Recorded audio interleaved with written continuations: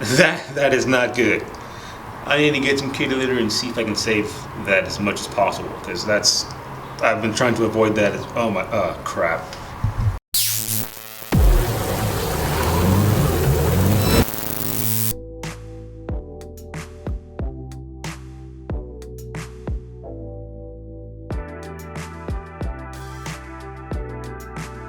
Lesson to myself, don't ever do that again. Don't ever let that happen again. I shouldn't have waited to pull the trans, finish pulling the trans. And that's what happened, so my fault. I'll deal with that later. Anyway, let's move on to removing the shift linkage, the remaining transmission lines. That way we can go ahead and drop the trans. It's already slipped out of the drive shaft, so we just gotta drop this trans after we remove those two things, and we should be able to wrestle it forward out from under the car. So let's get to work.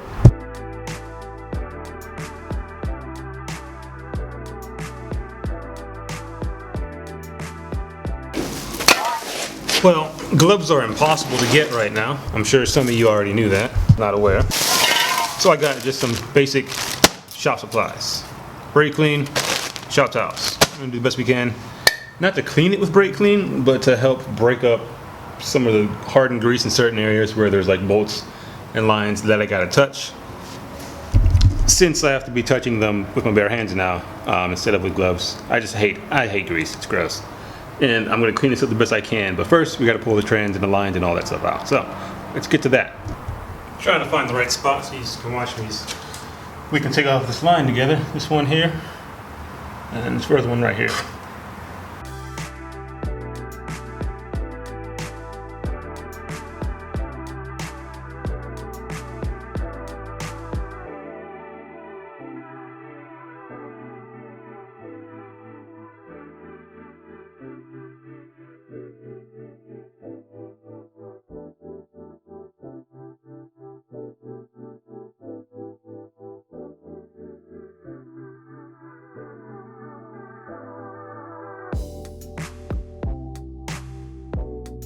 As you can probably tell, I'm struggling to get this trans out by myself. I think my best course of action, although I don't want to do it, is to jack it up on this driver's side, take it off the jack stand to give me more height, because the jack stands are maxed out right now, and leave it on the jack, jacked up really high, to give me enough time to pull the trans out from underneath the car. I can't, either that or try to pull it through the front, which is going to be really hard to do at this rate.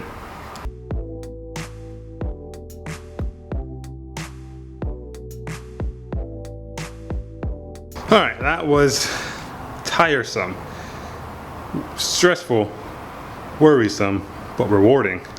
That was an exercise in not giving up. Perseverance.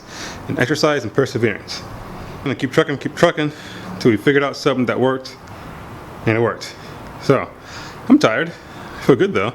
Now, take a look at this belt housing. You know, understand why I want to give up so bad. Like, the whole underside of this car is just coated in thick grease, grime, oil, whatever. Like, it's quite insane. You can see the clear discoloration. Black, metal, not metal, coated metal. Like, and it's just all over the whole side of it. So that's why I was kind of like, I really don't want to get that dirty, because it makes it hard to touch the camera or my phone if I get a phone call, or car keys when I gotta leave. You know, it's just gross. Like, yeah. Anyway, that's done. That's out. That feels good. The car is now officially a shell. So I need to pull the exhaust out, and then I can lower it back down. Or pull the exhaust out, secure the subframe bolts, put the wheels back on, and then I can lower it back down on the ground completely and move on to the next phase.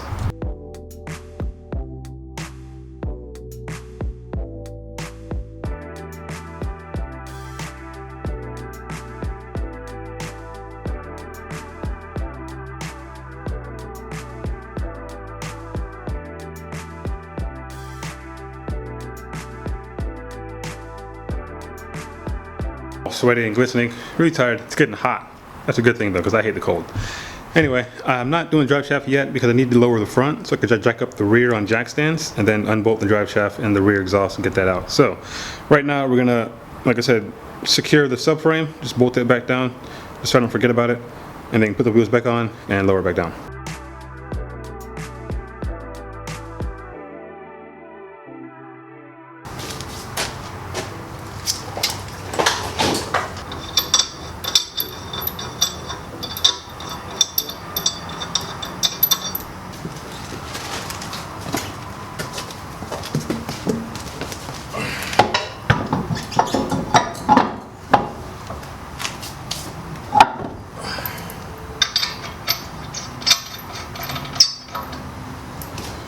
I'm going to put on 3 just to hold it on. The car's not going anywhere. It might get rolled to a car wash port, but I think that'll be enough.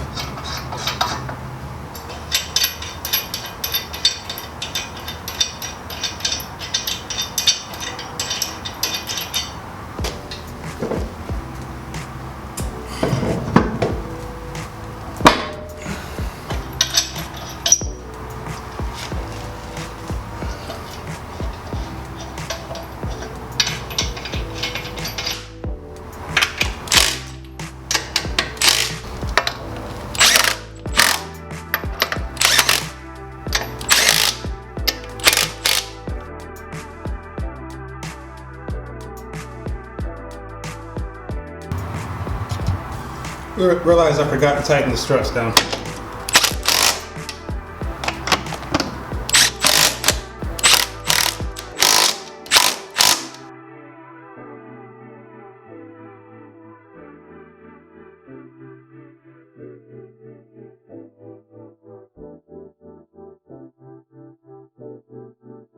Frames tightened down, wheels are back on, the car's back on the ground for the first time in a long time with no engine. Well, first time ever with no engine, no trans to my knowledge. First time in a long time back on the ground. So I'm really stoked. I'm really excited. This is a big turning point for the project. Big steps have been moving forward. Now we can clean the engine bay up and get it looking back right. Or I'm sorry, get it looking phenomenal, because right now it looks terrible. It looks disgusting. There is, I mean, just grease everywhere. I mean, look at the rack. The rack is just caked. Like, that's how it should look. It is just, that's kind of blurry. Look at the rack. Look at how caked that is. Like, that's insane. That is absolutely insane. So, we gotta go through and clean all this grime off. Remove the harness, remove the fuse box, the PCM box, ABS. Delete the ABS because we don't want that. And then clean it all up, straighten that up, and it'll be ready to put this bad boy in. I'm stoked, I'm excited.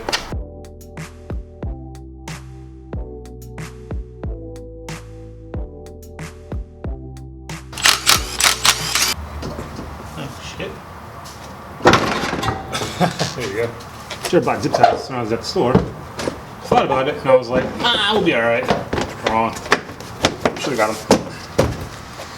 So when I bought this car, a friend that I got it from had already parted out the rear upper control arms. They sit right here. See, that's the upper ball joint hole, and it attaches right there. So that arm is missing, which is why the wheel just cambers in. So I gotta get those replaced. Honestly, I hear horse noise about these rear end bushings. So far from what I can see, at least the toe looks alright. But we'll take a look at the lowers, or lowers down here, and on dual piston calipers. Very nice. But let's go and get the other wheel off. Oh, cross thread's not good. Upper control arm's missing, but more curiously is that I'm kind of worried and wondering about this guy right here. This is the eccentric bolt that controls the rear toe. This is the rear toe link. As you can see, the subframe housing, or the subframe at the mount for the toe link, is bent. You can see how the eccentric nut is kind of sticking out, and the actual subframe itself, the lip, is kind of bent beneath it. You can see how it curves down here and it bends back. I don't know what could have caused that. It looks like some sort of impact from the beard that way, but it seems to be localized at that one point. So that'll definitely be fun when we go to replace this arm. But you know, we're just gonna tackle that whenever we go to replace this arm. Something I noticed the minute I pulled the wheel off, I was like, that does not look right. And again, curiously on this side, you could see this side's been like booger spot welded for some reason. But as you can see down here, it's not as bent up. So this rear subframe definitely had some work done. I don't know why or where, but it has. So that begs the question, has this rear subframe been swapped out in its lifetime in the past? It's very, very possible. The more we dive in, the more we're going to find out, or not find out, but I think it'll be pretty apparent if it has been replaced the more we dive into this thing. Anyway, let's go ahead and move along.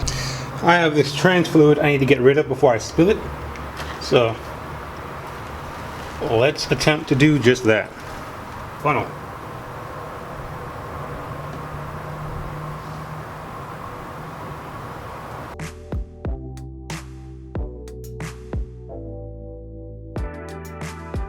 Alright, the camera died, but as you can see, I got it filled up with minimal spillage. Minimal. So, let's move on.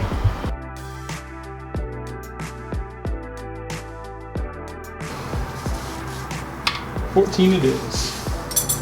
I'll let one its first try.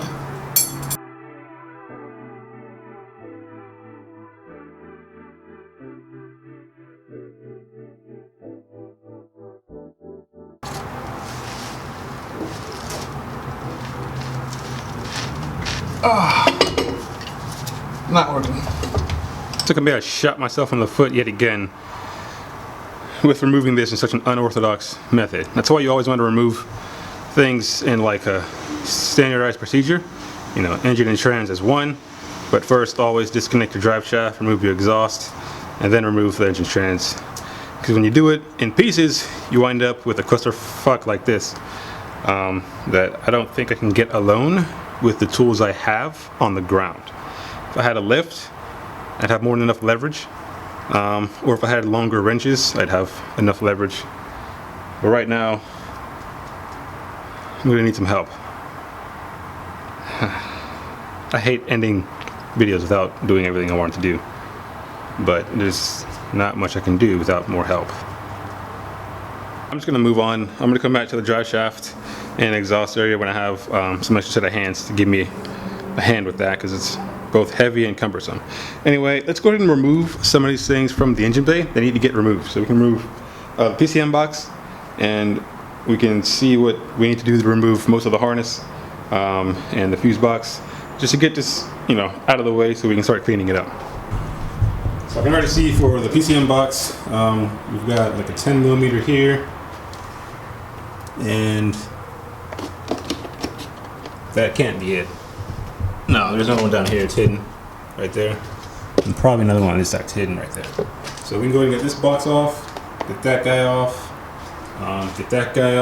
and assess what we need to do to get that guy off, and that'll get the engine bay almost peeled back and ready to get cleaned.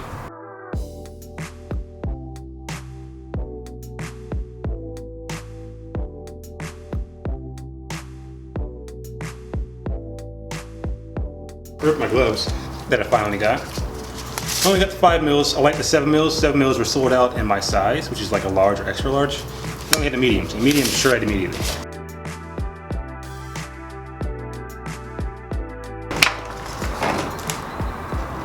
Not just one harness module. Yeah, that's too bad. It's cheap as fuck. So we'll leave that together.